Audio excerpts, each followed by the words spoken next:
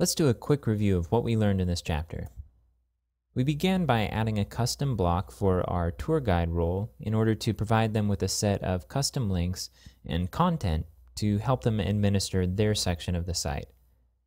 We then moved on to configuring the tour guide page, and in the process learned about problems when you share fields between two different types of content. We then took a look at image styles. We reviewed what an image style was and looked at existing image styles that come with Drupal.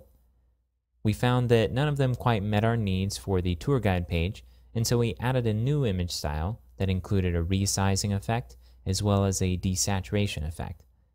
And finally, we configured the image field that was associated with the guide content type to use the new image style.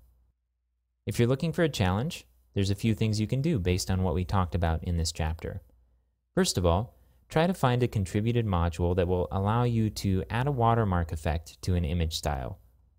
Next, figure out how to rotate an image without artifacts around the edges. Now, just to give you a hint, this has something to do with how you order effects in the image styles configuration page.